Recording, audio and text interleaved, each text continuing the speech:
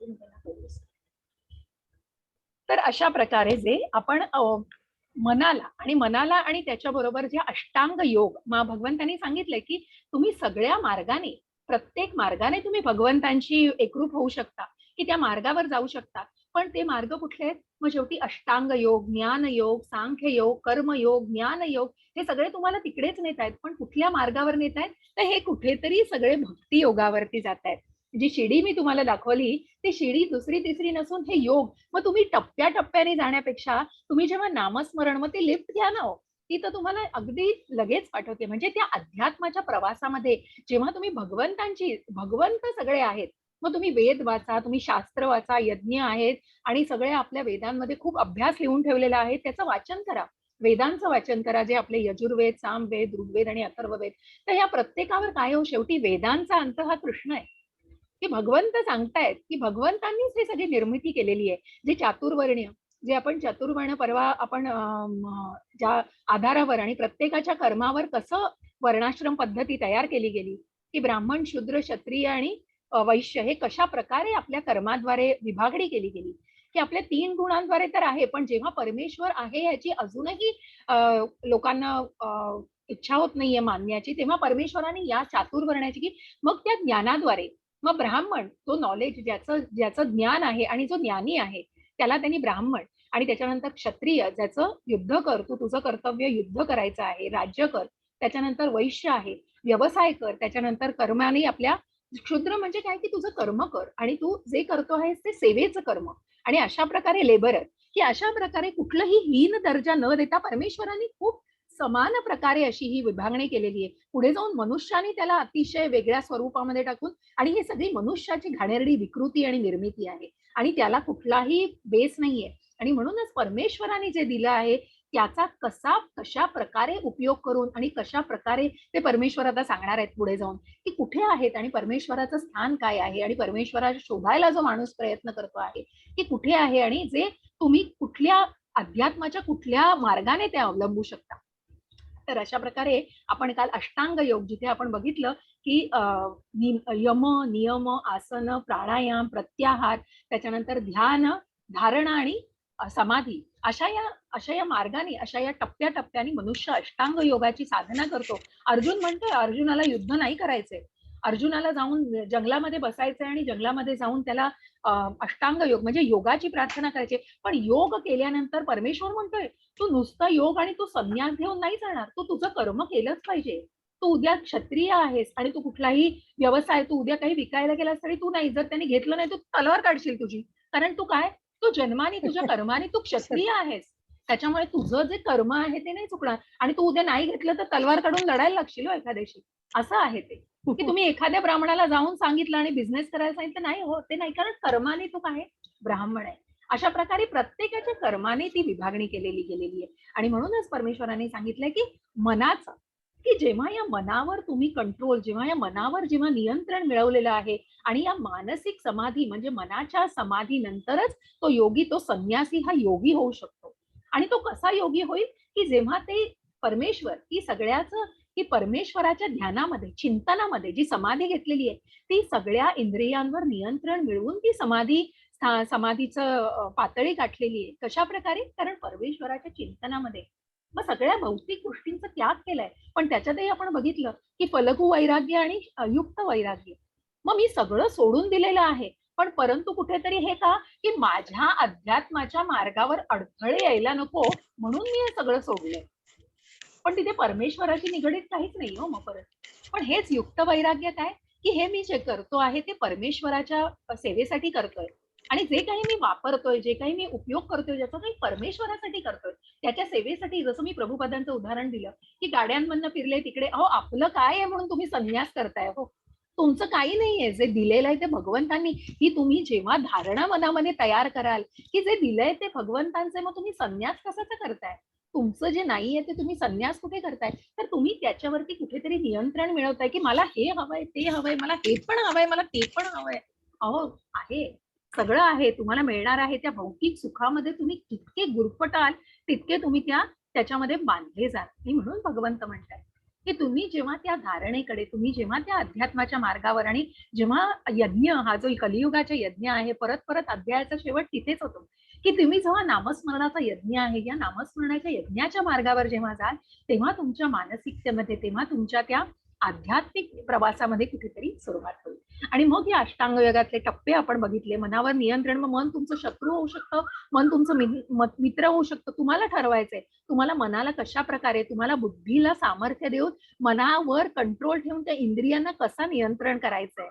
अशा या इंद्रियांचं, कारण तुम्हाला काय, की डोळ्याला सुख हवंय, मग मला हे बघायचंय, ते बघायचंय, कानांना मला हे ऐकायचंय, मला ते ऐकायचंय, मला हे घालून बघायचंय, मला ते घालून बघायचंय, मला हे आवडतं, मला ते आवडतं. मग ह्या प्रत्येक ह्याचे संवेदनाशील, मग जिभेला तर काय हो, जिभेची चटक तर अशी असतेच, की त्याला चवीचं, ती संवेदना तर सर्वात अगदी, म्हणजे प्रत्येकाला हे चमचमीत खायचंय, चटक मटक सगळं हवंय. कारण आम्हाला त्याची संवेदना बघवायची, कारण मग तिथे कुठेतरी कंट्रोल नाही हो. आणि मग मग कुठेतरी व्यायाम करायला जायचं, आणि मग कुठेतरी जिम करायला जायचं, आणि एकदम कसंही करून आपण ते कमी केलं पाहिजे. पण इथे कुठे कंट्रोल आहे हो. इथे कंट्रोल नसेल तर काही त्याचा उपयोग नाही आहे, का की व्यायाम करा, काही करा. मग ते नियंत्रण, मग ते नियंत्रण म्हणून परमेश्वर सांगतायत पुढे जाऊन 14व्या अध्यायामध्ये, आपण ती सात्विकता, काय खायचंय त्याच्यावरून सुद्धा भगवंतांनी सांगितलंय. आणि म्हणून हे सात्विक अन्न, आणि मग हा कंट्रोल, की मला हे खायचंच आहे, मला त्याच्यापासून काही होत नाही हो माझं, मला ते खाल्लं पाहिजे, माझं माझं ते बटाटे वडे खा आणि पाणीपुरी खा, अहो सगळं पाहिजे, पण कुठेतरी तुमचं नियंत्रण, मग कुठेतरी त्याला मर्यादा, आणि हे नियंत्रण राखणं हे अत्यंत गरजेचं आहे. सगळं उपभोगा किंवा जे आहे तेव्हा परमेश्वर सांगते, तुमची कर्म करून तुम्ही गोष्टी करा सगळ्या, परंतु त्याच्यातनं तुम्ही नियंत्रण कसं मिळवताय, या इंद्रियांवर नियंत्रण मिळवून तुम्ही कशा प्रकारे त्या बुद्धीचं सामर्थ्य वाढवून, मनाला कंट्रोल करून बुद्धीचं सामर्थ्य वाढवताय, आणि त्या प्रकारे तुमचा आत्मा मग त्या आध्यात्मिक वाटचालीकडे जातोय. आणि जसा तो वाटचाली, जसं व्हायसी वर्सा आहे, तुम्ही आत्म्याला जेव्हा ते अन्न द्याल, तसं आपोआपच तुम्हाला बुद्धीला सामर्थ्य, म्हणजे तुम्ही ती तयारी, जसं आता माताजींनी सांगितलं, की ही इच्छा, की आपल्याला ह्या, मग कुठेतरी ते आपल्याला मिळालंय, तुमच्या नशिबात आहे. आज आज ही सुवर्ण संधी, परमेश्वराचे खूप आभार आहे, आणि परमेश्वराची खूप कृपा आहे, की मी खरोखर म्हणजे कृतज्ञ आहे परमेश्वराची, की भगवद्गीतेसारखं, आणि जे आपण अगदी म्हणजे खरोखर की क्षुल्लक, अजून खूप ज्ञान घ्यायचंय हो, पण तरीही एक ज्ञानदान करण्याची ही जी संधी मिळाली आहे, परमेश्वराची खूप खूप खूप आभारी आहे, की त्याच्यामुळे, आणि यासारखं की जीवनाचं सार्थक झालंय हो. भगवद्गीता तुम्ही जेव्हा सांगताय, ज्ञान देताय, आणि ज्ञान तुमचंही वाढतंय. जितकं मी ज्ञान देतेय, तेवढं माझं ज्ञानही वाढतंय. आणि अशा प्रकारे जेव्हा ती गोष्ट केली जाते, त्याला एक वेगळं रूप, आणि म्हणूनच अध्यात्माच्या या मार्गावरती आपण नुसती सुरुवात करणं ही सुद्धा एक खूप चांगली गोष्ट आहे. आणि हीच एका, जसं माताजीने सांगितलं, की हे योगभ्रष्ट, म्हणजे तुम्हाला मग कितीही तुम्ही आधी वाईट विचार, वाईट गोष्टी, किंवा प्रत्येकाकडनं घडतायत, तो मनुष्य आहे, तिथे चुका घडतायत सगळं, पण कुठेतरी जर तुम्ही ती मन पालटायचा, परिवर्तनाचा प्रयत्न केला, तर नक्कीच तुम्हाला त्याचं संधी मिळालेली, त्या संधीचं सोनं करा तुम्ही, हे परमेश्वर सांगतायत. आणि मग असफल योगाची गती काय होते, मग जरीही तो असफल असला तरी पण काय होतं, की त्याने योगाभ्यासाला सुरुवात करून त्याचा कुठेतरी खंड पडून, जरी तो या भौतिक जगामध्ये गुरफटला गेला असला, तरी काय होतं, त्याला पुढचा जन्म हे कुणा श्रीमंतांच्या घरात मिळतं, कुणा आध्यात्मिक लोकांच्या घरात मिळतं, कोणी पवित्र अशा या घरामध्ये जन्म मिळतात.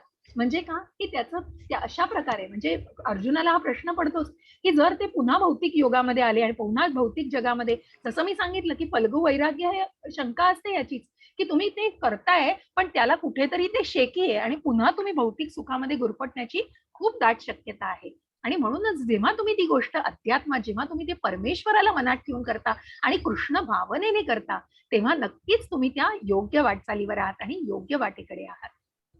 आणि मग जसं मी सांगितलं, की भक्ती योग हा सर्वात श्रेष्ठ योग आहे. जसा आपण आजपासून तो सुरू करतोय. मी सांगितलं, की पहिले 6 अध्याय, जे तुम्हाला प्रत्येक अध्यायामध्ये मग कर्म, ज्ञान, सांख्ययोग, आणि सगळ्या भक्ती योगाचा तर प्रत्येक अध्यायामध्ये संदर्भ आहे. परंतु जे मी सांगितले, की पहिले 6 अध्याय, हे पहिले 6 अध्याय तुम्हाला परमेश्वराने कर्म, मग बघा कर्मयोग, कर्मसन्न्यास योग, कशा प्रकारे कर्म केलं पाहिजे, हे 6 योग आपण 6व्या अध्यायापर्यंत काल शिकलो. आणि मग ह्याच्या पुढे आज 7 ते 12 अध्याय आपण हे पुढचे आपण ऐकणार आहोत, हे भक्ती योगाचं. जास्तीत जास्त भक्ती कशी करावी, आणि परमेश्वरामध्ये कसं लीन व्हावं, आणि परमेश्वराच्या भक्तीमध्ये कसं लीन व्हावं, हे परमेश्वर सांगतायत. स्वतः परमेश्वर आपल्या मुखकमलातून त्याचं ज्ञान देतायत. आणि म्हणूनच त्याला ज्ञान विज्ञान, की तू तुझ्या ज्ञानाचा कसा उपयोग करतोयस, याचं विज्ञान.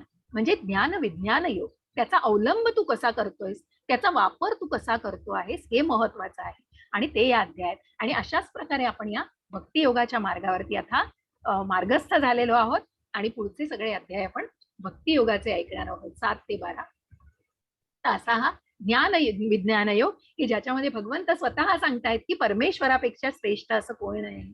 परमेश्वर, जसं आपण शांतीसूत्र ऐकलं परवा, की परमेश्वर हे सर्वोच्च नियंत्रक आहे, परमेश्वर हे प्रिय सखा आहेत, ते उच्च भोक्ता आहेत, सर्वोच्च भोक्ता आहेत. कारण का? कारण ते काय करत नाहीयेत, सगळं करतायत. आणि त्यांना काय करायचं, तर त्यांना आनंद घ्यायचा आहे. त्यांना खूप भक्तांच्या सहवासामध्ये त्यांना आनंद घ्यायचा आहे.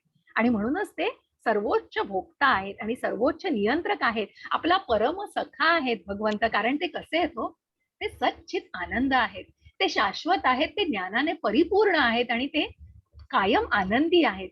जसा आपला परमात्मा, जसे आपले परमात्मा हे सच्चित आनंद, तसा आपला हा आत्मा सुद्धा सच्चित आनंदाचा, कारण तो परमात्म्याचाच अंश आहे.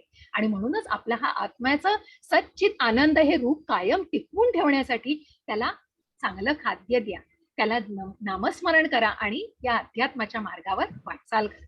आणि म्हणून भगवंत सांगतायत. आणि मग योग साधून, म्हणून पुढचा टप्पा लगेच आहे की अष्टांग योगानंतर काय साधलं मनुष्याने, योग कधी साधला, तर जेव्हा मनुष्याला कळलं की भगवंत हेच सगळे, की अखेरचा शब्द म्हणजे हे भगवंतच आहे आणि हे जे काही आहे हे भगवंतांचं आहे. आणि म्हणून भगवंत म्हणतात, मय्यासक्त मनः पार्थ श्री भगवानुवाच, मय्यासक्त मनः पार्थ योगं युञ्जन मदाश्रयः असंशयं समग्रं मां यथा ज्ञास्यसि तच्छृणु. काय ऐकायचंय आपल्याला अध्यायामध्ये आजच्या?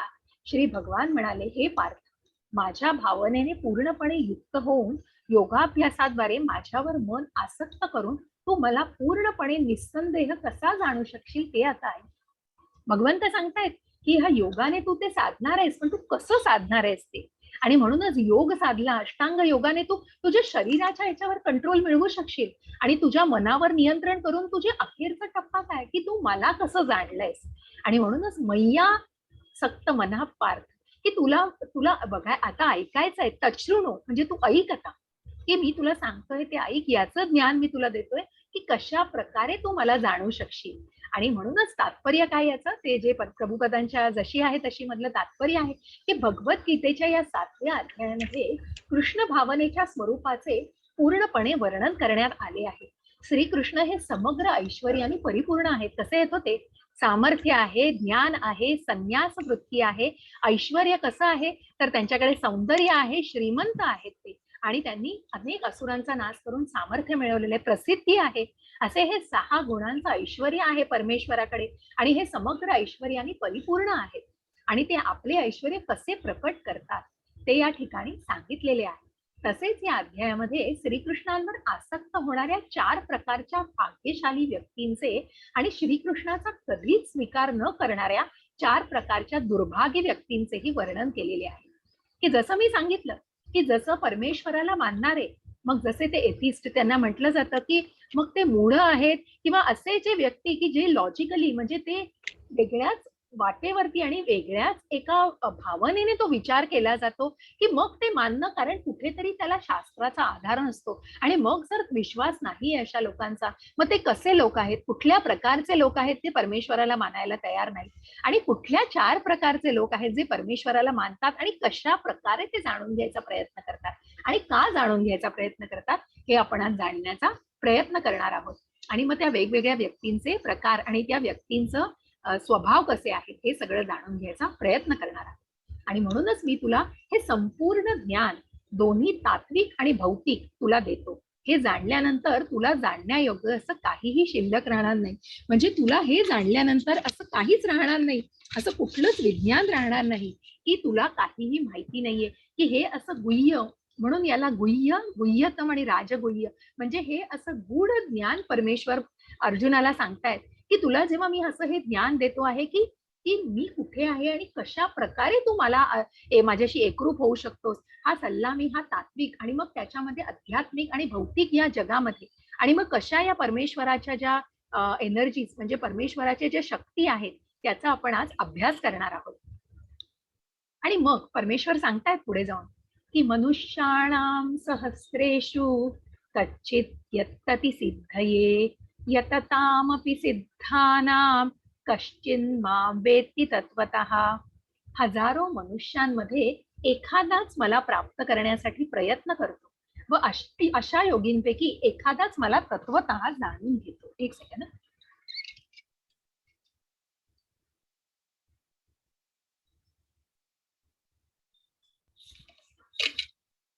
एक स्लाइड मी जरा कन्फर्म करते. एक सेकंड द्या.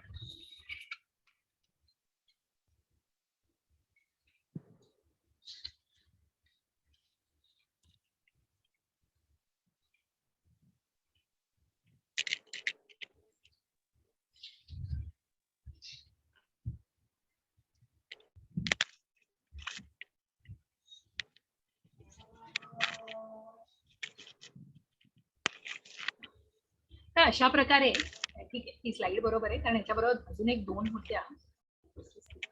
ठीक. तर अशा प्रकारे भगवंत म्हणतायत. मग जसं या अध्यायामध्ये आता पुढे जाऊन आपण बघणार आहोत की वेगवेगळ्या प्रकारची लोक जी भगवंतांना जाणण्याचा प्रयत्न करतात आणि ज्यांचा अजिबात विश्वास नाहीये. तर मग अशी लोक कुठली? तर तुम्ही ही मॅरेथॉन हे उदाहरण दिलेलं आहे. तुम्ही बघता मॅरेथॉन ही स्पर्धा कोण हो, लाखो लोक त्याच्यामध्ये जात असतात. मॅरेथॉन स्पर्धा लाखो लोक धावतात, पण कोण जातात की सगळे शेवटपर्यंत नाही जाऊ शकत हो. कारण प्रत्येकाच्या मग कोणी थकतं, कोणाला तेवढंच करायचं असतं, कोणाला अर्धीच मॅरेथॉन धावायची असते, कारण तेवढं सामर्थ्य, मग कोणाची तेवढा स्टॅमिना नसतो. आणि मग वेगवेगळ्या स्वरूपामध्ये हा बघा माणूस थकलाय किंवा कोणी पडतात, कोणी काही प्रकारे, आणि मग शेवटी जाणारा असतो तो एकच कोणीतरी असतो हो, जो जिंकतो. तो या लाखो लोकांमध्ये एकच कोणीतरी असा असतो की जो जिंकतो मॅरेथॉन. मग त्याच्याबरोबर असतात, त्याच्याबरोबर इक्वली सामर्थ्य किंवा तेवढीच शक्ती ताकद असणारी लोकही असतात. परंतु का? कारण की त्यात ही सामर्थ्य ते की अशी ही दुर्लभ लोक आणि याच नोट्सवर मला सांगायचं की याच धर्तीवर सांगायचंय की परमेश्वराची प्रार्थना करणारे मग असंख्य बिलियन्स लाखो लोक ही प्रार्थना करतात. आणि मग आपण म्हणतो की ज्यांची साधना, मग ज्यांचं सामर्थ्य एवढे की तप तेवढं केलं जातं, तेवढ्या निष्ठेने केलं जातं, अशी मग थोडीच लोक पुढच्या साधना करून त्या मार्गावरती अजून जास्तीत जास्त प्रगत ज्ञान घेतात आणि त्या ऍडव्हान्स लेवलला पोहोचून. कारण का? कारण ज्यांना भगवंतांना जाणण्याची ही तीव्र इच्छा असते. आणि मग जसं मी सांगितलं की ही रेग्युलेटिव्ह प्रिन्सिपल्स म्हणजे काय की हे नियमांना तुम्ही काही काही गोष्टी या बद्ध झाले पाहिजेत या नियमांशी. मग मांसाहार केला नाही पाहिजे, की तुम्ही जुगार सट्टा खेळू नका, तुम्ही दारू पिऊ नका आणि तुम्ही परस्त्रीचे संबंध ठेवू नका. हे सगळे जे नियम आहेत हे इस्कॉनचे नियम सांगितलेले आहेत आणि याच्यामध्ये बद्ध तुम्ही तुम्ही स्वतःला याच्यामध्ये बद्ध केलंच पाहिजे. आणि तुम्ही जेव्हा स्वतःला हे काही सात्विकता आणि या मार्गावरती तुम्हाला जायचं आहे तेव्हा हे नक्कीच मग कुठेतरी जसं मी सांगितलं की आपण शरीर नाही आहोत, आत्मा आहोत. मग एखादी व्यक्ती म्हणेल की मग काय हरकत आहे प्राण्याला मारून खाण्यामध्ये, मग काय गरज आहे, असं विचार तर नाही हो. ते पाप केलं जात आहे. तुम्हाला सात्विकता तुमची कुठे आहे? मग तुम्ही ते पाप का करताय? अर्जुनाला, श्रीकृष्णाला अर्जुन सांगतायत तू यांना मारतोयस कारण हे अधर्माचं. ते प्राणी आहेत, प्राण्यांचा इंटेलिजन्स आणि आपला इंटेलिजन्स खूप फरक आहे हो. आणि तुम्ही त्या स्वतःच्या शेवटी तुम्ही स्वतःच्या इंद्रिय तृप्तीसाठी ते करताय आणि म्हणून ते कुठेतरी पाप करताय. तुम्ही जे तेव्हा चांगल्या भावनेने नाहीये त्याच्यात. आणि म्हणूनच त्या गोष्टी की ज्या गोष्टी चुकीच्या आहेत त्या चुकीच्या आहेत आणि म्हणूनच हे नियम बद्ध असणं. आणि मग याच्यासाठी काय? तर याच्यासाठी तुम्हाला सांगणारे म्हणून आपण म्हणतो ना की या सगळे माध्यम आहेत, परंतु हे जाणण्याची इच्छा, मग हे ज्ञान, मग हे ज्ञान कुठून तरी उपजत तुम्हाला नाही मिळू शकत हो.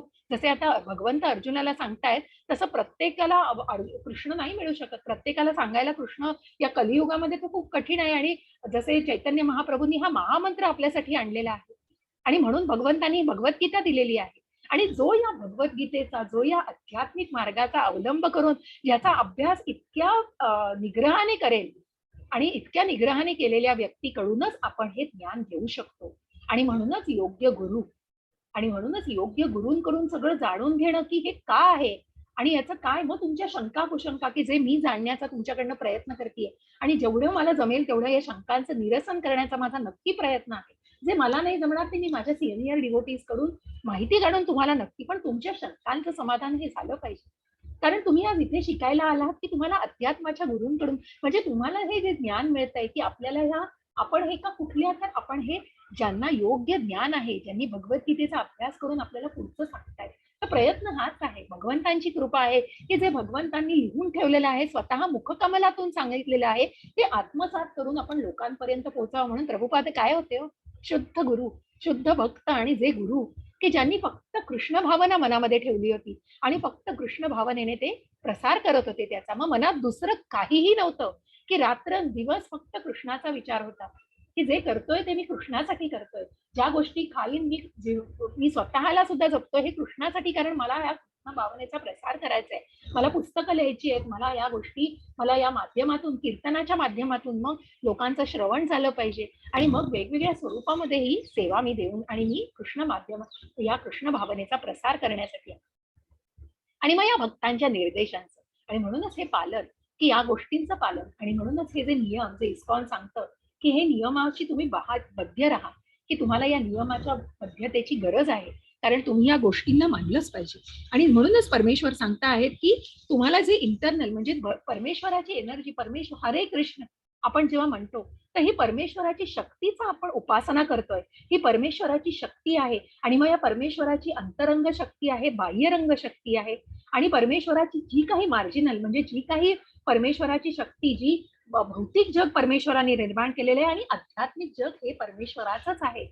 आणि मग तुम्हाला परमेश्वर देत आहेत की तुम्ही या अध्यात्माच्या मार्गावरती राहून कसे तुम्ही कसे या आध्यात्मिक जगामध्ये प्रवेश करा आणि या भौतिक जगातून सुटका करून घेण्यासाठी, की जेव्हा तुम्ही हा क्षीण देह झालेला देह जेव्हा तुम्ही त्याग कराल तेव्हा तुम्ही तुमची वाट बघतोय आणि तुम्हाला जर या भौतिक जगामध्ये परत यायचं नसेल तर तुम्ही या नक्की अध्यात्माच्या मार्गावर जाऊन तुम्ही वैकुंठाकडे प्रवास करा, की जेव्हा हे शरीर सोडेल नाही तर मग या शरीराचा प्रवास, या आत्म्याचा प्रवास चालू राहील. एक शरीर सोडून मग तो आत्मा दुसऱ्या शरीराला शोधेल, तिसऱ्या शरीराला आणि मग असं या भौतिक जगामध्ये जरी तुम्ही पुण्य काम केलेलं आहे तरी तुम्हाला स्वर्गलोक मिळेल, पण तिथे काही सुख उपभोगाल आणि मग तो पुण्याचा माप संपलं की मग पुन्हा तुम्हाला पृथ्वीवर जन्म घेणं हे अगदी ग्राह्य आहे. म्हणजे तुम्हाला तो घ्यावाच लागतो आणि मग पुन्हा तुम्ही त्या भौतिक बंधनामध्ये अडकले जातात आणि मग जन्म मृत्यू जरा व्याधी आणि हे सगळं तुम्हाला त्याच्याशिवाय पर्याय नसतो, हे सगळं भोगायला लागतं.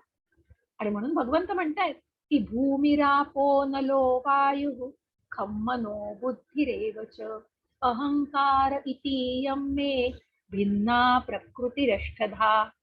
पृथ्वी, पाणी, अग्नी, वायू, आकाश हे जे पंचमहाभूत आणि मग जे दुसरं सटल मन जे अंतरंगातलं मन कुठलं, तर मन, बुद्धी आणि अहंकार, जो खोटा अहंकार वाढवलेला आहे मनुष्याने, तर तशा या 8 माझ्या भिन्न प्राकृतिक शक्ती आहेत. या भौतिक म्हणजे परमेश्वराची ही जी शक्ती आहे त्याला पुढे जाऊन म्हणून नाव दिलेलं आहे की पराशक्ती. म्हणून या परमेश्वराच्या ज्या शक्ती आहेत त्या पराशक्तीमध्ये परमेश्वराने पृथ्वी, आप, वायू, जल आणि अग्नी हे जे आहेत आणि त्याच्याच बरोबर मन, बुद्धी आणि अहंकार हे परमेश्वराने निर्माण केलेलं आहे. आणि म्हणूनच हे जेव्हा याचं जाणून घेतलं जातं की एखादा बिल्डर आहे, घर बांधतो, परंतु पृथ्वी, मग तुम्ही पृथ्वी ही जमीन वापरताय किंवा ही कुणाच्या मालकीचं आहे हे जेव्हा तुम्ही जाणण्याचा प्रयत्न करता, मग हे जाणण्याचा, मग या सगळ्या प्रत्येक देहातून बघा तुम्हाला परमेश्वर दिसतोय.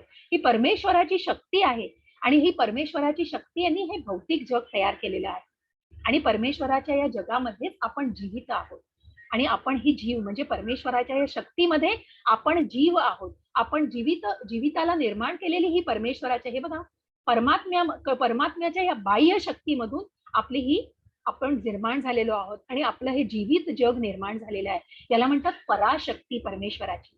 आणि मग परमेश्वराशी कसा संबंध आहे आपला आणि परमेश्वराशी आपण कुठल्या प्रक्रियेतून संबंध प्रस्थापित करू शकतो आणि तो कसा दृढ भावनेने करू शकतो हे आपल्याला जाणून घ्यायचंय पुढे जाऊन, की आणि म्हणूनच या पराशक्ती आणि अपराशक्ती ज्या भौतिक शक्तीमध्ये, या अपराशक्तीमध्ये आपण अडकलेलो आहोत. आपण स्वतःला गुरफटून घेतलेलं आहे आणि परमेश्वराने या जीविताला, आपल्या या जीविताला या शक्तीमध्ये ठेवलेलं आहे. आणि म्हणूनच परमेश्वर सांगतायत या माझ्या अंतरंग शक्ती, माझी जी आध्यात्मिक शक्ती आहे त्याचा अवलंब करा तुम्ही आणि ती जाणण्याचा जेव्हा प्रयत्न करायचा असेल तर तुम्ही त्या अध्यात्माच्या मार्गावर.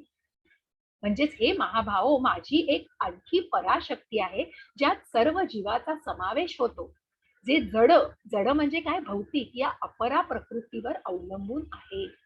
म्हणजे काय की या प्रकृती, या भौतिक जगातल्या या सगळ्या शक्तींवर, सगळ्या या बंधनांवर, या सगळ्या गोष्टींवर कुठल्या शक्ती मग त्या, की जेव्हा पृथ्वी, आप, वायू, जल आणि अग्नी, आणि आपल्याला हे जसं मी सांगितलं की हे भगवंतांपासूनच मिळतं, की जसं आपल्याला काय हवंय, की पाणी हवंय, आपल्याला पाऊस हवाय, मग लगेच इंद्राची पूजा केली जाते, देवी देवतांची पूजा केली जाते. पण मागे जाऊन आपण हे चित्र बघितलं तर तुम्हाला दिसेल की बघा, ज्याच्यामध्ये वायू आहे, या अग्नी आहे, आणि परमेश्वराच्या प्रत्येक अवयवामध्ये तुम्हाला पाचही गोष्टी दिसतील. पंचमहाभूत अशी सुंदर अशी आकृती आहे की ज्याचा सुंदर अभ्यास केला जाईल, की परमेश्वराचं हे शरीर म्हणजे परमेश्वर हा सगळ्या या 8 अंगांनी, आणि इथे परमात्मा तुम्हाला दिसतोय, आणि मग त्याचीच ही शक्ती आहे की ज्याच्यापासून आपल्याला हे सगळं मिळालेलं आहे. म्हणून हे देवी देवतांची पूजा करून आपण टेम्पररीली सगळं मिळवू शकतो, परंतु भगवंत सांगतायत की तुम्ही त्यांच्यावरचा दृढ विश्वास पण माझ्या भक्तीने करू शकाल. आणि म्हणूनच तुम्हाला हे सगळं मिळण्यासाठी तुम्ही इंद्राची पूजा करा, बुद्धीसाठी गणपतीची पूजा करा, सगळ्या पूजा करा, सगळ्या येऊन मला मिळतायत. कारण मी या सगळ्याची निर्मिती केलेली आहे, मी या प्रकृतीची निर्मिती केलेली आहे. आणि हा निर्मिती करता कोण आहे, तर भगवंत आहेत. हे ज्यांनी जाणलं आहे तो पुढे जाऊन या भौतिक बंधनातून पुन्हा आपण त्या वाक्याला, माझं अगदी आवडतं वाक्य, जे भौतिक बंधनातून मुक्तता मिळते, त्या मनुष्याला त्या प्रवासामध्ये योग्य मार्ग अवलंबला जातो. मग असं हे सगळ्या या 84 योनीतनं जन्म घेणाऱ्यांचं आहे. आणि हे जीव, मग जीव म्हणजे काय, की पक्षी, आपण आणि अॅनिमल्स, वनस्पती, की जे सजीव आहेत, ही सजीवाची निर्मिती, आणि ही या पराशक्तीमधून परमेश्वराच्या झालेली आहे. आणि म्हणून आपण हे बघतोय. आणि म्हणून परमेश्वर म्हणतायत की सर्व सृष्ट प्राणी मात्रांचा, म्हणजे कोण, की सृष्ट आपण जे सजीव आहोत, या प्राणी मात्रांचा उगम या 2 शक्तींमध्ये होतो. या जगतामध्ये जे काही भौतिक आणि आध्यात्मिक आहे, त्यांचा उत्पत्ती करता आणि प्रलय करता ही मीच आहे, हे निश्चितपणे जा, की याचा उत्पत्ती, या भौतिक जगाची उत्पत्ती मी केलेली आहे, या आध्यात्मिक जगाची, की या वाटचालीवर जो तू जातो आहेस त्याची निर्मिती मी केलेली आहे. हे धनंजया, माझ्याहून श्रेष्ठ. तुम्हाला माहितीये, धनंजय अर्जुनाला म्हटलं जातंय, की ज्यांनी आपल्या बंधूसाठी, युधिष्ठिराला जेव्हा धनाची गरज होती तेव्हा धनासाठी मदत केली, हे धनंजय नाव अर्जुनाला मिळालेलं आहे. या प्रत्येक नावाला एक सिग्निफिकन्स मी सांगण्याचा प्रयत्न करत असते, की प्रत्येकाला काहीतरी संदर्भ आहे. आणि म्हणूनच हे धनंजया, माझ्याहून श्रेष्ठ असे दुसरे कोणतेही तत्व नाही. जसं दोऱ्यात ओलं जातं आणि तसं ही स्ट्रिंग आहे मी, की माझ्यावर आधारित आहे सगळं. जे काही आहे हे सगळं मण्याप्रमाणे, जसं मणी, जर ते दोरा निघाला तर मणी अस्ताव्यस्त होतील सगळीकडे, पण या दोऱ्याने सगळ्या मण्यांना गुंफून ठेवलेलं आहे. आणि म्हणून मी या माळेप्रमाणे आहे, या माळेतील दोऱ्याप्रमाणे सर्व माझ्यावरती आधारित आहे. आणि म्हणूनच मी तुला सांगतोय की ही जी सगळी जीवित शक्ती आहे, जीवित जे काही जीव आहे, ती प्रकृती सगळी माझ्यापासून प्रकट झालेली आहे आणि माझ्यापासून उत्पन्न झालेली आहे. आणि म्हणूनच या माळेप्रमाणे सगळे माझ्यावर आधारित आहेत. हे परमेश्वर प्रत्येक वेळी अर्जुनाला सांगताना हे वेगवेगळ्या प्रकारे सांगितलं जात आहे. आणि वेगवेगळ्या प्रकारे, की कशा प्रकारे ह्या गोष्टींवर, मग एक सेकंड, एक सेकंड,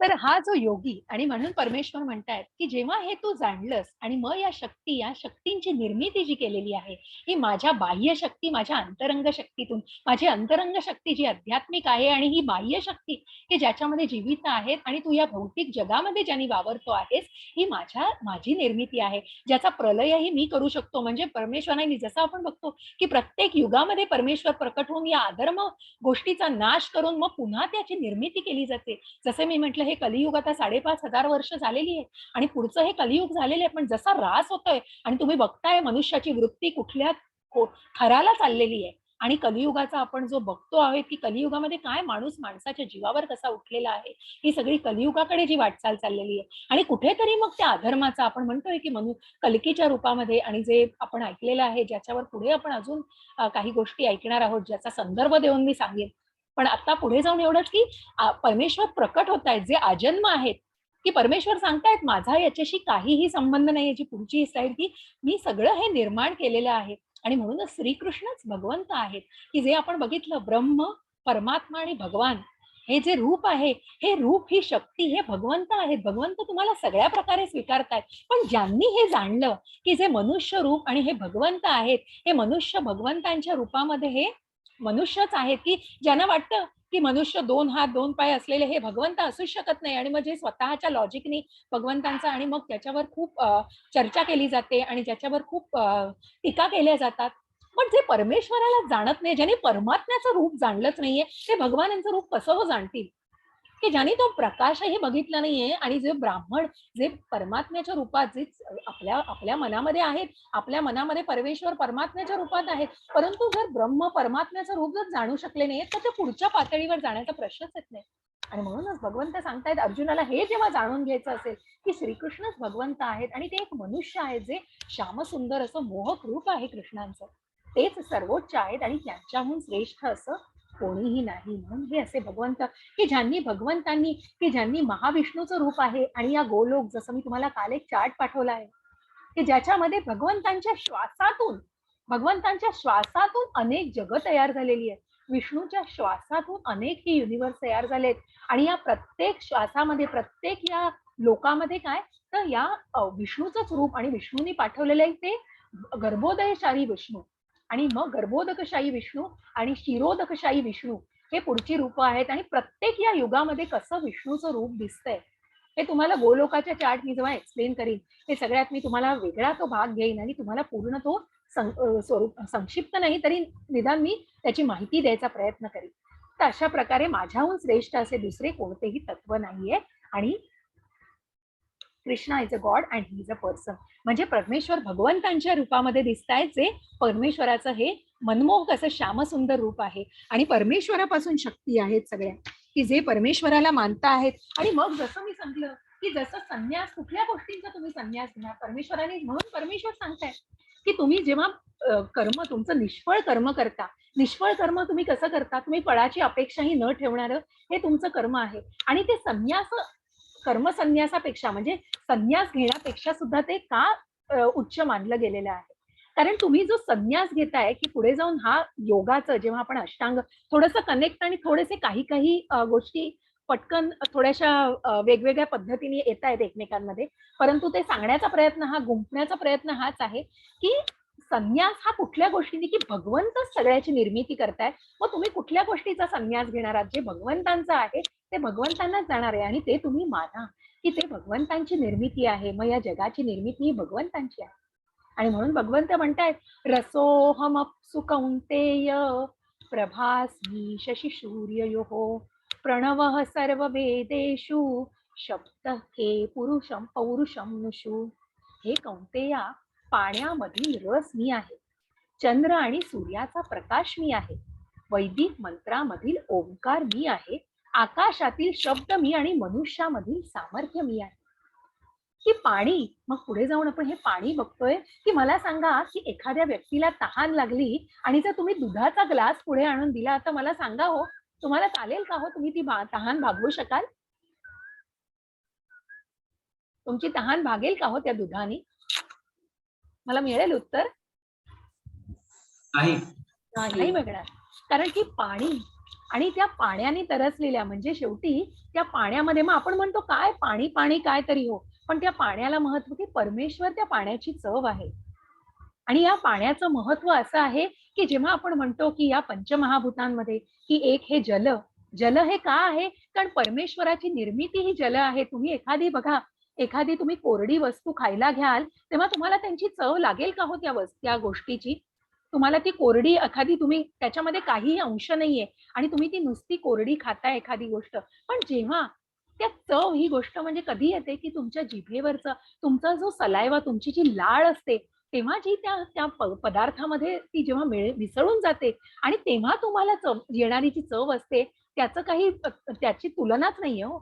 कारण की त्याचं महत्वच वेगळं आहे. आणि म्हणून परमेश्वर म्हणतोय का पाण्याच्या चवीमध्ये पण मी आहे, आणि या पाण्याच्या चवीमध्ये मी आहे, तसा मी या सूर्य आणि चंद्राच्या प्रकाशामध्ये आहे. की हे जे काही निर्मिती आहे, आणि मग जेव्हा तुम्ही अगदी कोरडी झालेली जमीन असते, त्याच्यावर पाणी शिंपडता आणि तो सुगंध येतो, त्या सुगंधात मी आहे. असं परमेश्वराची ही सर्वत्र, म्हणजे परमेश्वर सर्वत्र, आपण जेव्हा म्हणतो की परमेश्वराची ही निर्मिती आहे, मग त्या कुठल्या कुठल्या निर्मितीमध्ये, तर पाण्यामध्ये सुद्धा भगवंत आहे. आणि परमेश्वर म्हणून सांगतायत की सूर्याचा प्रकाश मी आहे, चंद्राचा प्रकाश मी आहे. आणि अशा प्रकारे मी प्रत्येक ओंकार, की तुम्ही पुढे जाऊन आपण ऐकणार आहोत ओंकाराबद्दल. ओम नमः शिवाय यातला हरे, मग तुम्ही हरे कृष्ण याच्यात म्हणताय, तशी ही जी शक्ती आहे, ओमची शक्ती, ही परमेश्वराची आहे. आणि म्हणून त्यातला ओम जो आहे तो मी आहे. आणि ही शक्ती जी आहे, ही शक्ती ही परमेश्वरापासून आहे. आणि म्हणून आपण इथे बघतोय की परमेश्वरापासून या गोष्टींचं मग काय काय आहे. तर मी पृथ्वीचा मूळ सुगंध आहे. मी अग्नीतील उष्णता आहे. मी त्या सर्व जीवनाचा प्राण आहे आणि मी सर्व तपस्वींचे तप आहे. हे पृथाचे पुत्र, हे जाणून घ्या की मी सर्व अस्तित्वांचे मूळ बीज आहे. बुद्धिमानांची बुद्धी आहे. मग बुद्धिमानांची एखादी व्यक्ती एखाद्यावर टीका करते किंवा एखाद्या गोष्टीला सांगते की मला सगळं येतंय, मला सगळं जातं. पण जेव्हा एखादी इंटेलिजंट व्यक्ती काय करेल हो, की यांनी परमात्म्याला जाणलंय, अच्छा ही सगळं ज्ञान आहे म्हणजे तुम्ही परमात्म्याचं कुठेतरी जाणलंय की भगवंतांना जाणलंय, की मग त्या भगवंतांना जाणण्याची जी बुद्धी आणि त्या बुद्धीमध्ये मी आहे. मी बुद्धीमध्ये त्या वसलेलो आहे. सर्व सामर्थ्यवान पुरुषांचा पराक्रमामध्ये मी आहे. ही प्रत्येक ही जी शक्ती, मग ह्या शक्तीमध्ये परमेश्वर आहेत. म्हणून हे रस म्हणजे पाणी, प्रकाश चंद्र सूर्य, ओंकार वैदिक मंत्र, ध्वनी म्हणजे आकाशामध्ये होणारा ध्वनी गडगडाट, याच्यामध्ये मी आहे. सामर्थ्य मनुष्याचं जे सामर्थ्य त्याच्यामध्ये मी आहे. पृथ्वीचा येणारा, जसं मी म्हटलं की या तडा गेलेले की जी उन्हामध्ये पूर्ण तपतपलेली अशी पृथ्वी, ज्याच्यावर पाणी शिंपडलं जातं आणि ज्याचा जो सुगंध येतो, त्या सुगंधामध्ये पृथ्वीच्या परमेश्वर आहेत. अग्नीच्या उष्णतेमध्ये परमेश्वर आहेत. सर्व जीवांच्या जीवन शक्तीमध्ये परमेश्वर आहेत. तपस्वींच्या तपामध्ये परमेश्वर आहेत. प्रत्येक अस्तित्वातील वस्तूमध्ये ज्याचं बीज परमेश्वर, जसं मी सांगितलं की परमेश्वर हे आत्मा म्हणजे परमेश्वर हे वडील, फादर ऑफ एव्हरीबडी, की ज्यांचं बीज, ज्यांच्या श्वासापासून उत्पत्ती झालेली आहे. आणि ब्रह्माचं जे कमळ त्यांच्या बेंबीतून आलंय, तिथून ब्रह्माची उत्पत्ती होऊन ब्रह्माने या प्रकृतीची निर्मिती. मग हे कुठून आलंय? मग हे भगवंतांकडूनच आलेलं आहे. आणि म्हणून हे जे बीज आहे त्याच्यामध्ये भगवंत आहे. या अस्तित्वावर वर्चस्व कोणाचं आहे? तर भगवंतांचं आहे. बुद्धीच्या बुद्धिमान व्यक्तींच्या बुद्धीमध्ये भगवंत आहे. शक्तिमान लोकांच्या शक्तीमध्ये भगवंत आहेत. बलवानांच्या बलामध्ये आहेत. आणि धर्मतत्वाविरुद्ध जे नाही आहेत, धर्मतत्वाविरुद्ध ज्यांचं की ज्यांना मान्य आहे, की ज्यांना कर्मावर विश्वास आहे, त्याच्यामध्ये भगवंत आहे. अशा वेगवेगळ्या स्वरूपामध्ये भगवंतांनी सांगितलेलं आहे की या सगळ्या गोष्टींमध्ये माझं अस्तित्व आहे. आणि एक स्लाइड मी ती जरा तुम्हाला अजून माहिती, 1 मिनिट द्या मला मिळाली नाही.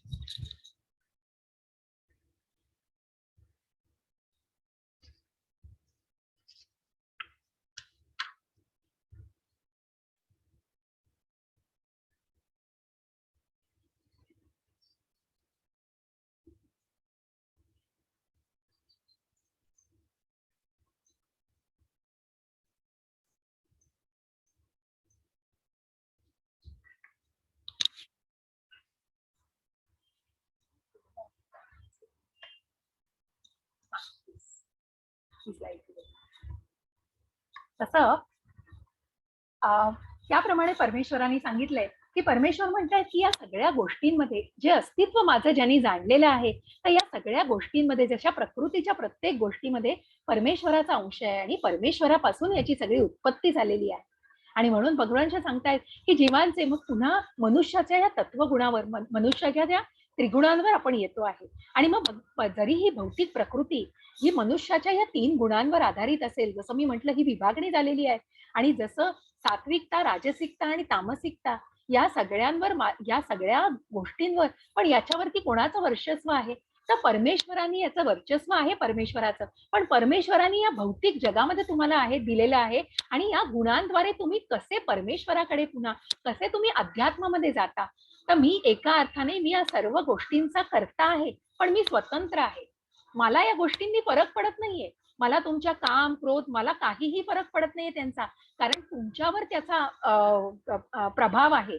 आणि तुम्ही तो प्रभाव कशा प्रकारे ठेवायचा याचं ज्ञान मी तुम्हाला देतोय. मी या भौतिक गुणांच्या नियंत्रणाखाली नाही. म्हणून आपण जेव्हा कृष्ण आणि आपल्यातला फरक जाणवतो, तेव्हा ही जी माया आहे, ही लोभ, काम, क्रोध, लोभ या 3 गुणांमुळे तुम्ही यांच्या नियंत्रणाखाली आहात. पण मी अव्यक्त आहे आणि मी अजन्म आहे. माझा याच्यावरची काहीही संबंध नाही. मी स्वतंत्र आहे. मी तुम्हाला निर्मिती केलेली आहे. मी कर्ता आहे त्याचा. पण मी या भौतिक गुणांच्या आहारी नाहीये. मी अधीन नाहीये त्या भौतिक गुणांच्या. या 3 गुणांनी, सत्व, रजस आणि तमस, भ्रमित आणि मोहित झाल्याने हे जग मला, जो की या 3 गुणांच्या वर असून असीमित आहे, समजू शकत नाही. कारण की ज्यांना, जे ह्या भ्रमित झालेले आहेत, हे राजसिक, की ज्यांची राजसिक वृत्ती आहे आणि ज्यांची तामसिक वृत्ती आहे, ते या भौतिक युगामध्ये इतके भ्रमित झालेले आहेत आणि या सुखाच्या बंधनांमध्ये इतकं त्यांना अडकून घ्यायचं आहे, की मग याच्यामध्ये बघा, जसं मी तुम्हाला सांगितलं, लस्ट आहे, द्वेष आहे, कुठेतरी आकर्षण आहे, कुठेतरी ही तामसिकता आहे आणि या सगळ्यांमध्ये ओढला जातोय बघा मनुष्य. या सगळ्या गोष्टी ओढतायत आणि मग तुम्ही ठरवायचं की तुम्ही कुठल्या गोष्टीकडे, इथे भगवंत आहेत, भगवंत वाटचाल, की भगवंतांच्या दृष्टीकडे वाटचाल करायची असेल तर या बंधनातून मुक्त करण्यासाठी तुम्हाला नामस्मरणाची आवश्यकता आहे. आणि म्हणून परमेश्वर आहे तिथे वरती आणि ते तुमची वाट बघतायत. आणि म्हणूनच या गोष्टींना कशा प्रकारे तुम्ही मार्गस्थ करायचं आहे आणि या 3 गुणांना कशा प्रकारे स्वतःला चांगल्या राजसिक या तामसिक या कुठल्या गुणांच्यावर स्वतःला केंद्रित करायचं आहे, हे परमेश्वराने तुमच्यावर सोडलेलं आहे. आणि म्हणून मी या गुणांच्या अधीन नाहीये. तुम्हाला ठरवायचं की तुम्ही काय करायचं आहे. 3 प्राकृतिक गुणांनी युक्त असलेली दैवी एषा गुणमयी मम माया दुरत्यया मामेव ये प्रपद्यन्ते मायामेतां तरन्ति ते. 3 प्राकृतिक गुणांनी युक्त असलेली माझी दैवी मायाशक्ती ही अतिशय दुस्तर आहे. परंतु जे मला शरण आले आहेत ते मायेला सहजपणे तरून पलीकडे जातात. कारण की ज्यांना हे कळलंय, ज्यांना या भ्रमाचा भोपळा फुटलेला आहे आणि ज्यांना या भ्रमापासून एका तत्वज्ञानाकडे जायचंय, दिव्य ज्ञानाकडे जायचं आहे, त्यांना हे निश्चित हे मायाजाल यांनी तोडलेलं आहे. आणि मग ज्यांना याची अनुभूती झालेली आहे त्यांच्यासाठी माझा हात तयार आहे. मी तुम्हाला या भवसागरातून नक्की तरून नेईन. आणि या भ्रमित गोष्टींवरून तुम्ही जर तुमचं मन हटवलं आणि जर तुम्हाला नियंत्रण केलं तर माझा मी हात द्यायला तयार आहे तुम्हाला. आणि मी तुमचं रक्षण करायला तयार आहे. पण मी कशाचं रक्षण करीन? तर भक्ताचं, की जो भक्तीमध्ये रममाण झालाय. की तुम्ही म्हणाल की मी संन्यास घेतलाय, मी हिमालयात गेलोय, मी जसं मी म्हटलं की मी या गोष्टी सोडल्यात, मी त्या गोष्टी सोडल्यात, परमेश्वर आहे आणि मी काही केलं तरी मग मला परमेश्वर नाही. हो, तुम्ही भक्ती, तुमची प्युरिटी, तुमची शुद्ध भक्ती परमेश्वर जपेल. तुम्ही जर त्या अध्यात्माच्या मार्गावर स्वतःला टाकलं तर परमेश्वर जपेल काय? तर परमेश्वर तुम्हाला म्हणजेच तुमच्या भक्तीला जपेल. आणि तुम्ही एवढी नक्की स्वतःला ग्वाही देऊ शकाल की मी या भक्तीच्याच मार्गावर राहणार आहे मग. आणि म्हणूनच परमेश्वर सांगतायत की मग या मायाजालाला, पण जे मला शरण आलेले आहेत त्या मायेला मी सहज तरुणपणे त्यांना तरुण जाऊ देईन आणि नक्कीच या माया मोहजालामधून मी त्यांना तरुण देईन. आणि म्हणूनच परमेश्वर हात द्यायला तयार आहे तिथे. आणि परमेश्वराला जाणून जो तयार आहे परमेश्वराचा हात धरायला, त्यांनीच पुढे जायचं आहे. आणि भगवंत म्हणून म्हणतायत की जसं आपण बघतो एखादा श्रीमंत व्यक्ती, एखादी आपण म्हणतो की खूप जे बिझनेसमन आहेत ते एका जागी बसून सगळ्या, मग त्यांचे बिझनेस अगदी परदेशांपर्यंत पोहोचलेले, आपण ग्लोबल म्हणतो, आपण जे आंतरराष्ट्रीय, मग राष्ट्रीय ह्याच्यावरती धर्तीवर ज्यांनी आपला सगळ्या गोष्टीला एखाद्या माणसानी प्रगत केलं असेल आणि सगळा विस्तार केलेला असेल, मग तो विस्तार करणारा माणूस काही प्रत्येक ठिकाणी जाऊ शकतो का? नाही जाऊ शकत. तो एका ठाकी बसून सुद्धा स्वतःच्या सगळ्या कारभाराचं निरीक्षण करू शकतो आणि स्वतःच्या सगळ्या कारभाराची काळजी करू शकतो आणि त्याचा सांभाळ करू शकतो. आणि म्हणून भगवंत असेच आहेत की भगवंत इंडिपेंडेंट आहेत, भगवंत स्वतंत्र आहेत. आणि तुम्ही तुमच्या गोष्टींना कशा प्रकारे भगवंत बोलवतायत की तुम्ही जर स्वतःला त्या अध्यात्माच्या मार्गावर आणून भक्तीच्या मार्गावर आणलं तर परमेश्वर नक्की तुम्हाला या भवसागरातून तरुण न्यायला तयार आहे. आणि मग परमेश्वर पुढे जाऊन सांगतायत की कोणाचा विश्वास नाहीये. मग कोण प्रकारच्या 4 व्यक्ती भगवंतावर विश्वास ठेवू शकत नाहीत आणि कोण 4 व्यक्ती भगवंतांचा मार्ग स्वीकारू शकतात. आणि अशा कोण 4 व्यक्ती आहेत तर ते मी तुमच्यासाठी वाचेन. जे अत्यंत मूर्ख, नमाम दुष्कृतिनो मूढः प्रपद्यन्ते नराधमः मायया परुतज्ञाना असुरं भावमाश्रितः. की जे अत्यंत मूर्ख आणि दृष्ट आहेत, नराधम आहेत, ज्यांचे ज्ञान मायेमुळे नष्ट झालेले आहे आणि जे असुरांची नास्तिक प्रवृत्ती धारण करतात, ते मला शरण येऊ शकत नाहीत. ते पूर्णपणे तामसिक वृत्तीच्या आहारी गेलेले आहेत. आणि जर त्यांची इच्छाच नसेल की त्यांना परमेश्वराच्या भक्ती मार्गावर लीन व्हायचंच नाहीये, तर असे लोक परमेश्वराला मानूच शकत नाही. आणि मग ते परमेश्वराच्या आध्यात्मिक या मार्गाला अवलंबू शकत नाही. आणि मग कुठले 4 लोक परमेश्वराची प्रार्थना करतात किंवा परमेश्वराला मानतात, तर जे कोण असतात तर अर्थार्थी, जिज्ञासू आणि ज्ञानी, जे व्यथित झालेले आहेत, जे कष्टाने व्यथित झालेले आहेत, असे लोक, ज्यांना पैसा हवाय ज्यांना पैसा अडका होऊन संपत्ती हवी आहे, असे लोक परमेश्वराच्या प्रार्थनेमध्ये. जिज्ञासू, की ज्यांना इन्क्विजिव्ह, ज्यांना उत्सुकता आहे परमेश्वर म्हणजे काय आहे, असे लोक. आणि मग ज्ञानी लोक, की ज्यांना पूर्ण तत्व परमेश्वराचं, की जे सर्वोच्च नियंत्रक म्हणजे काय आहेत परमेश्वर, हे ज्ञान जाणून घ्यायचे, असे लोक परमेश्वराच्या मार्गावर स्वतःला आणू शकतात.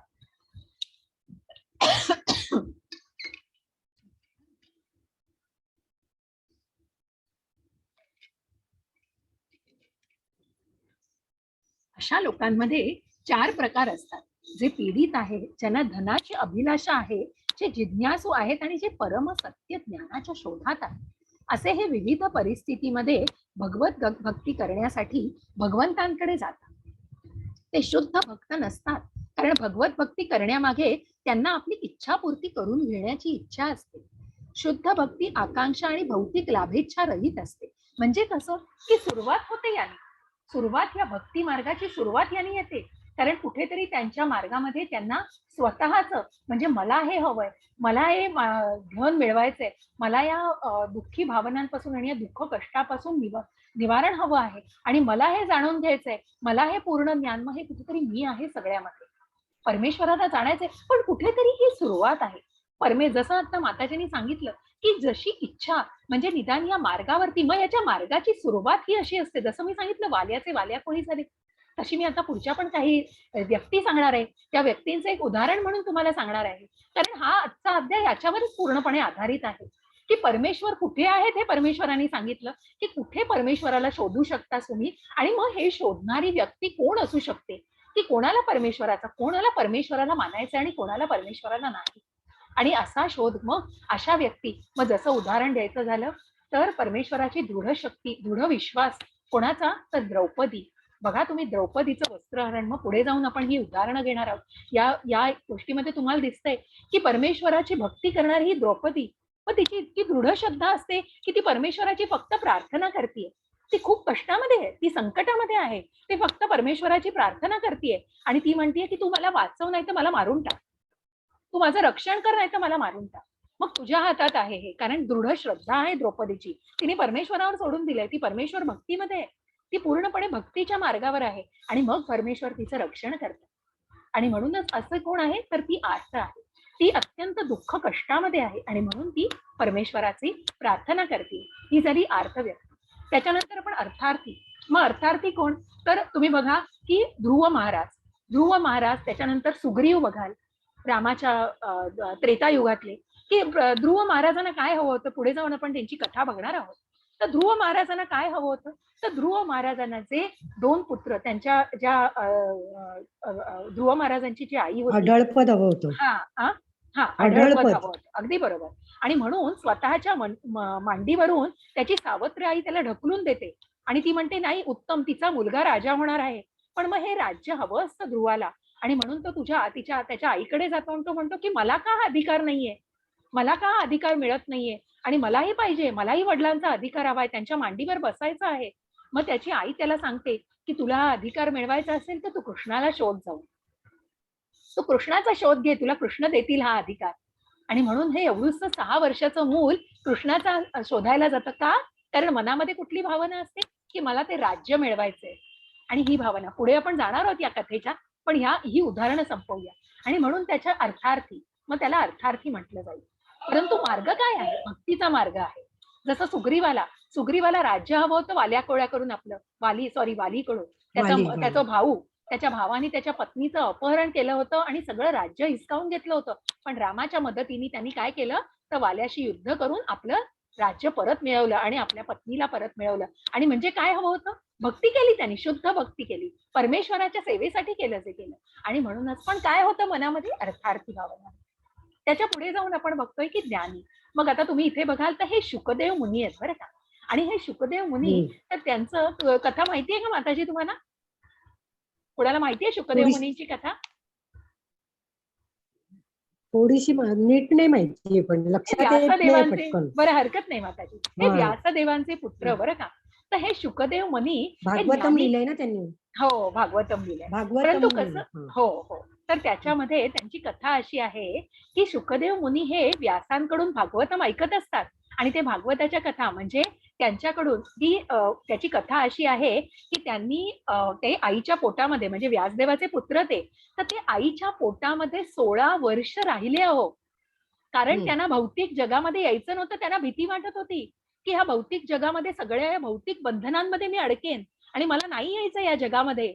ही मनामध्ये भीती होती, ज्ञान होतं मनामध्ये, घ्यायचं होतं की कुठे परमेश्वराला मी शोधेन, भौतिक युगामध्ये आल्यानंतर कसं होईल, आणि म्हणून ते बाहेर यायलाच तयार नव्हते. मग शेवटी प्रत्यक्ष भगवंत आले व्यासमुनींच्या पत्नीला दर्शन द्यायला, भगवंत व्यासमुनींच्या पत्नीजवळ, आणि मग ते म्हणाले शुकदेव मुनींना की तू बाहेर ये, मी आहे तुझं रक्षण करायला. आणि म्हणून 16 वर्षाचे झाल्यावर की मग त्या बघा की आपण प्रेग्नन्सी 9 महिन्याची असते, तसं 16 वर्ष त्यांच्या पत्नीने त्या गर्भात, असं खरोखर झालेलं आहे. आणि अशी ही कथा आहे पुराणामधली. आणि ज्यांनी भागवतम, जसं आता माताजींनी सांगितलं, आणि त्यांनी भागवतांमधल्या कथा ऐकल्या आणि नंतर मग कथा ऐकून मग ते अक्षरशः जसे बाहेर आले ते पळाले. त्यांनी बघितलं नाही माझे आई कोण आहे, माझे वडील कोण आहेत, ते कृष्णाच्या शोधात पळाले. असे हे ज्ञानी जे भक्तीच्या मार्गावर होते. परीक्षित महाराज जे शुकदेव मुनींचेच शिष्य, की ज्यांनी शुकदेव मुनींनी ज्यांना शिष्यत्व दिलं. आणि असे हे परीक्षित महाराज जेव्हा त्यांना कळलं की ते मृत्यूला टेकलेले आहेत आणि त्यांचा 7 दिवसामध्ये मृत्यू होणार आहे, आणि तेव्हा त्यांना काय सुचलं की मला, ते गेले सुखदेव मुनींकडे की मला या 7 दिवसामध्ये मी काय चांगलं करू शकेन आणि मी भगवंतांशी कसा जोडला जाईल. परीक्षित मुनींनी ते की मला हा सर्वोच्च परमेश्वराला मी कसं शोधू शकेन, हे परमेश्वर, हे परीक्षित महाराज म्हणजे या सगळ्या आणि म्हणून इथे बघा परीक्षित महाराज बसलेत की त्यांना ज्ञान हवंय की मृत्यूला, की त्यांना मृत्यूला सामोरे जाता येते, त्यांना माहिती आहे मी मृत्यू होणार आहे माझा, परंतु मला हे ज्ञान हवंय. आणि म्हणून हे सगळे भक्तीच्या मार्गावर, जरी या सगळ्यांची सुरुवात, ही सगळ्यांची सुरुवात या गोष्टींनी झाली असेल, त्याला कारण हे घडलेलं असेल, तरी हे पुढचे सगळे शुद्ध भक्तांच्या मार्गावर त्यांचं मार्गक्रमण झालेलं आहे. जसं आपण ध्रुवाची गोष्ट मी पूर्ण करते ही, की जसं ध्रुव महाराजांना, की त्यांना सांगितलं त्यांच्या आईनी की तुम्ही कृष्णाला जाऊन शोधा, आणि मग कृष्णाला जाऊन शोधा म्हटल्यानंतर ते कुठे गेले, तर जंगलात गेले. आणि जंगलात गेल्यानंतर त्यांनी कृष्णाला शोधण्यासाठी ते कसे शोधायचे त्या विचारात असताना त्यांना नारद मुनी भेटले. आणि मग नारद मुनी म्हणाले, अरे तू काय करतोस या जंगलामध्ये, तू किती लहान आहेस आणि तू कुठे कृष्णाला शोधणार, तुला नाही कृष्ण भेटणार. नाही नाही, मला कृष्ण, आईनी सांगितलंय की मला जर राज्य, मला माझ्या वडिलांच्या मांडीवर बसायचं असेल तर मला कृष्णच देतील फक्त, हा दृढ विश्वास आहे माझ्या मनामध्ये आणि मला कृष्णाला भेटायचंय. आणि तो अगदी गिरेला पेटतात ध्रुव महाराज की मला कृष्णाला भेटायचंय. आणि मग नारद मुनी त्यांची इच्छा पूर्ण करण्यासाठी त्यांना मंत्र देतात आणि त्यांना म्हणतात तू या मंत्राची प्रार्थना कर, ओम नमो भागवते वासुदेवाय नमः. आणि मग प्रल्हाद महाराज त्या भगवंतांची प्रार्थना करतात आणि इतक्या कष्टाने करतात की मग त्यांना खायला काही मिळत नाही, फळं फुलं, एवढूस मूल ते 6 वर्षाचं बाळ, परंतु ते सगळ्या हाल अपेक्षा सोडून का, कारण मला कृष्णाला भेटायचंय, मनात हीच फक्त दृढ श्रद्धा असते. आणि मग कृष्णाला भेटण्यासाठी जातात आणि कृष्णाची तपश्चर्या करतात की अगदी एका पायावर उभं राहून, की मग नंतर त्यांना खायला प्यायला सुद्धा काही मिळत नाही याची तमा ते बाळगत नाही. आणि मग पुढे जाऊन इतकी प्रार्थना आणि इतक्या ह्याच्यामध्ये तल्लीन होतात की त्यांना पुढे जाऊन भगवंत स्वतः प्रसन्न होतात की या छोट्याशा बालकावर एवढी दृढ श्रद्धा आहे त्याची की भगवंत त्यांना दर्शन देतात. आणि भगवंत म्हणतायत तिथे की तुम्हाला काय, मग ध्रुव महाराजांना प्रसन्न होऊन भगवंत सांगतायत की तुला काय हवं आहे. कशासाठी ध्रुव महाराज प्रार्थना करत होते हो, काय हवं होतं त्यांना, अढळपद हवं होतं, पण त्यांना राज्य हवं होतं. पण इतकी दृढ भक्ती केल्यानंतर, इतकी श्रद्धा केल्यानंतर मन पालटलं हो, काही नको होतं. भगवंतांनी दर्शन दिल्यानंतर म्हणाले की भगवंत मला तुमच्यापेक्षा दुसरं काही नको आता, की मला ना राज्य नको, मला पैसा नको, काही नको, मला फक्त तुम्ही दर्शन दिले, माझ्या जीवनाचं सार्थक झालेलं आहे. कारण का, कारण साधना, तप आणि तपश्चर्येचं हे फळ होतं. आणि म्हणून त्या आध्यात्मिक मार्गावर नुसत्या त्या मंत्र जपाने सुरुवात केल्यावरच त्यांच्या मनामधले ते परिवर्तन घडायला इतकी सुरुवात झालेली की त्या तपाचं ते कशा प्रकारे परिवर्तन, की मला आता काही नको, मला तू एक अढळपद दे. आणि म्हणून त्यांनी ध्रुव लोकावर, परमेश्वर म्हणतायत मग की तू ध्रुव लोकावर जाऊन अढळ राहा, तुला कोणीही तिथून हलवणार नाही, निश्चल आहेस तू तिथे. आणि मग परमेश्वराला अशा प्रकारे ते ध्रुवाचं स्थान मिळालेलं आहे. आणि म्हणून हा ध्रुव लोक जो ध्रुव लोकामध्ये दृढ आहे आणि ते ध्रुवाचं स्थान हे निश्चल आहे असे परमेश्वर सांगता आहेत. की म्हणून हे असे ज्ञानी लोक, अशा प्रकारचे हे सगळे लोक जे भक्तीच्या मार्गावर जरी यांची सुरुवात या गोष्टींनी झाली असेल, अर्थ आहे, अर्थार्थी आहेत, परंतु हे शुद्ध भक्त कसे होत गेले. जसं मी कुंतीचं नेहमी सांगते की कुंती महाराणीचं, की तुम्ही दुःख दिल्याशिवाय, की तुम्हाला इतकी दुःख दे, इतकी संकट दे, की मी तुला विसरूच शकणार नाही, मी मला तुला सतत स्मरणामध्ये ठेवायचंय, आणि म्हणून तू मला दुःख दे, आणि त्या दुःखांना झेलायला मी तयार आहे, कारण मी तुझ्या सतत स्मरणात राहीन, तुला विरह होणार नाही माझा तुझ्याशी. आणि म्हणूनच भगवंतांना, म्हणून परमेश्वर सांगतायत की तेषां ज्ञानी नित्ययुक्त एक भक्तिर्विशिष्यते प्रियो हे ज्ञानिनोत्यर्थम अहम स च मम प्रियः. यापैकी जो पूर्ण ज्ञानी आहे, नित्य भगवत भक्तीमध्ये युक्त आहे, जो सर्वोत्तम आहे, कारण मी त्याला अत्यंत प्रिय आहे आणि तोही मला अत्यंत प्रिय आहे. की ज्यांनी जाणलं आहे, ज्यांनी भगवत भक्तीमध्ये परमेश्वराला जाणलं आहे, कृष्णाला जाणलं आहे, जो सर्वोत्तम आहे, जो ज्याने शांती सूत्राला जाणून घेतलेलं आहे, आणि अशा या परमेश्वराला, जिथे परमेश्वर आहे त्या परमेश्वराला तिथे परमेश्वर बघायला मिळाले, ज्यांनी परमेश्वराला पाण्याच्या चवीमध्ये शोधलंय, ज्यांनी परमेश्वराला सूर्यचंद्राच्या प्रकाशामध्ये शोधलंय, ज्यांना हे मिळालेले आहेत त्याच्यामध्ये, आणि मग पृथ्वीच्या सुगंधामध्ये परमेश्वर सापडलेले आहेत, तशा या प्रत्येक गोष्टीमध्ये ज्यांना परमेश्वर सापडलेले आहेत, आणि जे परमेश्वराला सर्वोच्च नियंत्रक मानत आहेत, त्यांना परमेश्वर अत्यंत प्रिय आहेत, आणि परमेश्वरालाही ते अत्यंत प्रिय आहे. बहुनां जन्मनामन्ते ज्ञानवान मां प्रपद्यते वासुदेवः सर्वमिति समहात्मा सदुर्लभः. अनेकानेक जन्म आणि मृत्यूनंतर ज्याला वास्तविक ज्ञान होते, तो मी अस्तित्वातील सर्व गोष्टींच्या कारणांचे परम कारण असल्याचे जाणून परम शरणी असल्याचे जाणून. ऐकू येते का तुम्हाला? माझं बोलणं ऐकू तुम्हाला? माझं बोलणं ऐकू येते? डबल वॉइस आ रहा है. हा, डबल वॉइस आला. एक्झॅक्टली. आता ठीक आहे का? हाँ, now it's okay. हो, मला येतोय ना आवाज? हा, नाही तो डबल जरा होत होता इको आवाज, नाही तो डबल जरा होत होता इको, म्हणून होतोय मला वाटतं परत. एक मिनिट, मला एक सेकंड. हरे कृष्ण, येतोय आवाज? हरे कृष्ण. हा माताजी, येतोय ना? ठीक आहे. तर 1-2 मिनिटं झालं, आपण अध्याय संपत आलेला आहे. तर अशा प्रकारे जन्म मृत्यूनंतर ज्याला वास्तविक ज्ञान होते, तो मी अस्तित्वातील सर्व गोष्टींच्या कारणांचे परम कारण असल्याचे जाणून मला शरण येतो, असा महात्मा अत्यंत दुर्लभ, की ज्याला कळलेलं आहे आणि ज्याला हे रूप कळलेलं आहे भगवंतांचं, ज्यांनी भगवानांच्या रूपात स्वतःला परमेश्वराला स्वीकारलेलं आहे, असा खूप दुर्लभ, आणि ज्याला हे ज्ञान देणारे. आणि मग ते कशा प्रकारे ज्ञान, की जसं मी म्हटलं की एक आध्यात्मिक गुरुची ज्यांना ज्ञानामुळे, ज्यांनी ही प्रगल्भता स्वतःमध्ये आणलेली आहे, आणि या प्रगल्भता स्वतःमध्ये अनुभूत करत आणि स्वतःला या प्रवासामध्ये जे मार्गस्थ केलेलं आहे, असे हे खूप दुर्लभ व्यक्ती आहेत. आणि म्हणून परमेश्वर सांगतायत की देवी देवतांना, की जे देवी देवतांना प्रसन्न करता आहेत, ते प्रसन्न करण्यामध्ये. आणि म्हणून मी मगाशी पहिले सुरुवातीला सांगतानाच हा भाग सांगितला होता की इंद्र हे वरुणाची पूजा केली जाते, वरुण राजासाठी सरस्वती मातेची पूजा केली जाते, पैशासाठी लक्ष्मी मातेची पूजा, हे सगळ्या पूजा केल्या जातात. हे सगळं आपल्याला काहीतरी इको येतो. ठीक आहे. तर हे देवी देवतांची पूजा करणं, परमेश्वर सांगतायत की तुम्ही सगळ्यांची पूजा करा. तुम्ही मग शेवटी कोणी असुरांची तर पूजा करत नाही, मग हे जे सात्विक गुण असणारे असतात, की निदान ते चांगल्या गोष्टीची, म्हणजे सात्विकतेने हे देवी देवतांची पूजा करतायत, जी येऊन मला मिळतीये पूजा, आणि मी तुम्हाला नक्की प्रयत्न करीन. आणि मग हा प्रयत्न कसा असतो, की जेव्हा तुम्ही या भक्तीच्या मार्गावर असाल, तेव्हा ही दृढ श्रद्धा, मग फक्त मला हे हवंय एवढ्या पुरतच, आणि झालं, विसरलो, मग परत विसरलो आपण परमेश्वराला, की जाऊ दे, पुढच्या वेळेला संकट येईल ना, तेव्हा मी आता परमेश्वराला आठवेन. अहो, याला काय अर्थ आहे हो? इतकं टेम्पररी आहे का हो सगळं? हा, इतकं सगळं क्षणभंगूर, इतकं तात्पुरतं, की मग तुम्ही परमेश्वर, हा जाऊ दे, आता मला मिळालंय, आता मला तात्पुरतं प्रमोशन झालंय, पुढचं प्रमोशन हवं असेल तेव्हा मी परत परमेश्वराची प्रार्थना. अहो, हे कसं चालेल हो? तुम्ही, म्हणूनच ही जी दृढ श्रद्धा कुठे आहे मग तुमची? तो दृढ विश्वास नाहीये, मग तुम्ही अडका त्याच्यामध्ये परत. मग तुम्ही पुन्हा त्या आनंद घ्या. मग पुन्हा जेव्हा तुम्हाला त्या दुःखाचा प्रत्यय येईल तेव्हा तुम्ही अहो पण असं का, तुम्ही जेव्हा त्या स्वतःला मार्गस्थ जेव्हा तुम्ही दृढ करण्याचा प्रयत्न, मग तो तुम्ही दृढ परमेश्वर सांगतोय की तुम्ही नुसते 1-2 अध्याय वाचून तुम्हाला नाही करणार की मग फक्त कृष्णालाच माना. मग खूप वेळेला इस्कॉनवर अशा टीका किंवा बऱ्याच वेळेला खूप लोक दुमत होतात की मग फक्त भगवंतच आहेत का. तर भगवंतांची ही जी रूपं आहेत सगळ्याची पूजा करा.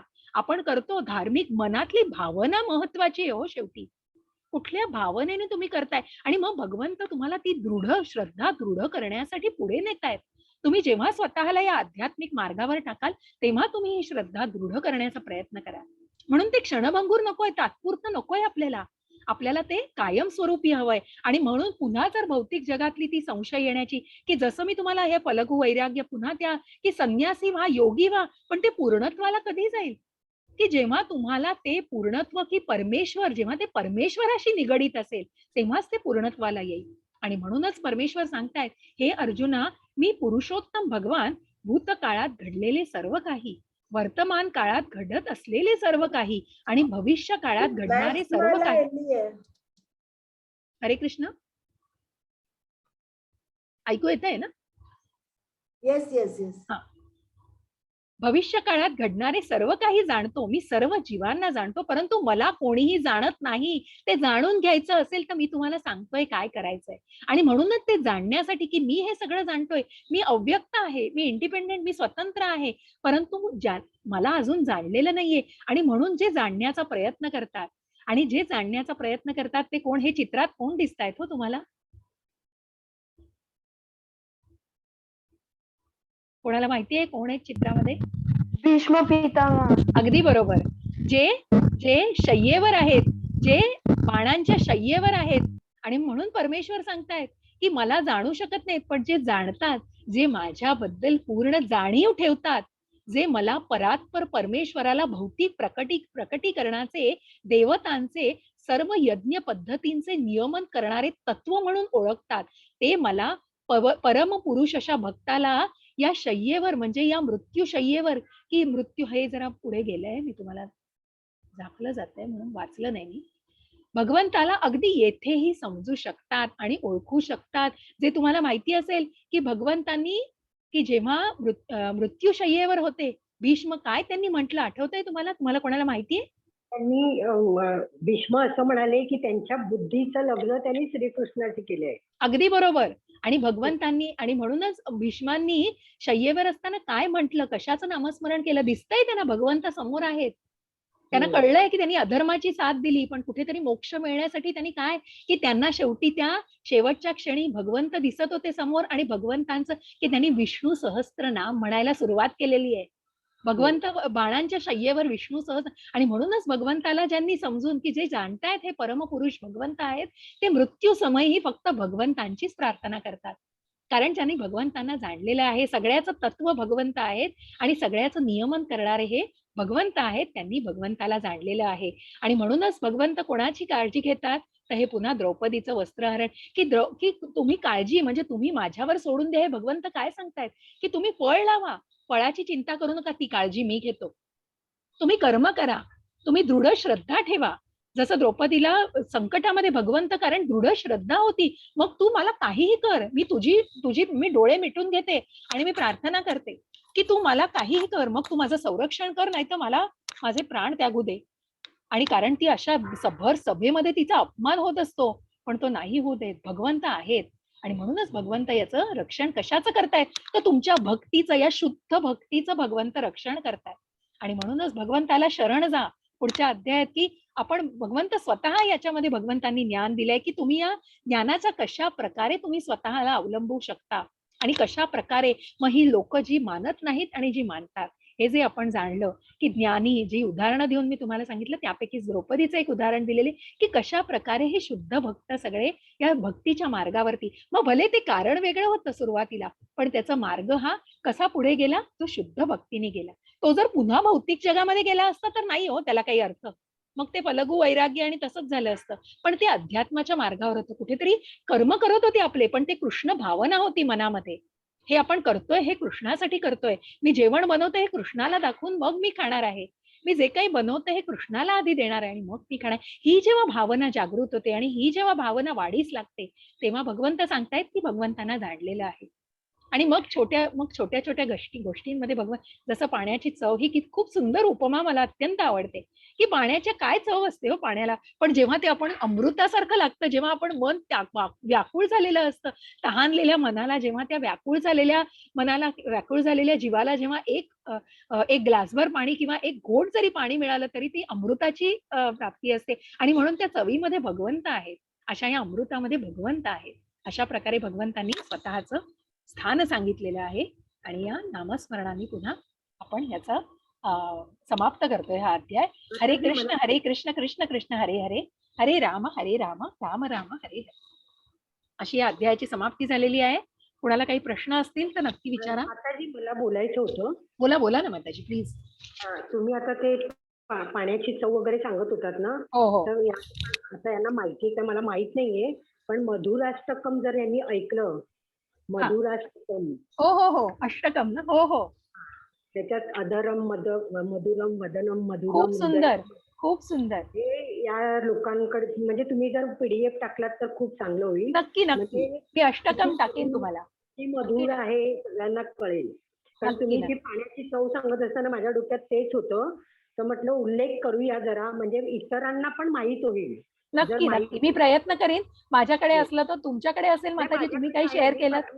नक्की माताजी, मी आता तुम्हाला ग्रुप खुला केलेला आहे तुम्हाला सगळ्यांना. पण विचारून टाकलेलं चांगलं नाही, कधीही नक्की माताजी. हे ज्ञान शेवटी आपण म्हणतो ना की ज्ञान वाटतोय आपण एकमेकांना, तर नक्की तुम्ही ते शेअर केलं तर सगळ्यांना मिळेल. माझ्याकडे असून मी सुद्धा टाकण्याचा प्रयत्न करीन. माझ्याकडे दामोदर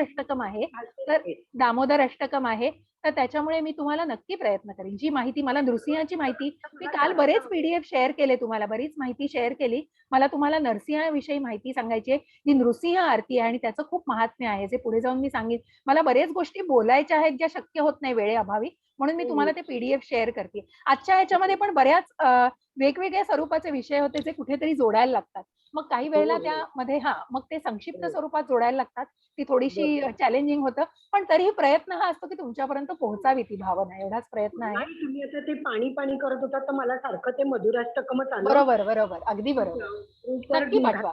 मुलांना म्हणजे इतरांना पण कळेल. अगदी नक्की. जरूर.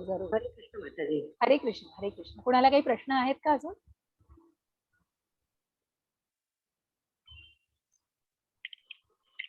मी प्रार्थना म्हणते. वाञ्छा कल्पतरुभ्यश्च कृपा सिन्धुभ्य एव च पतितानां पावनेभ्यो वैष्णवेभ्यो नमो नमः. हरे कृष्ण कृष्ण कृष्ण हरे हरे, हरे राम राम राम हरे हरे. कुणाला काही आहेत का प्रश्न? मी रेकॉर्डिंग थांबवतीये.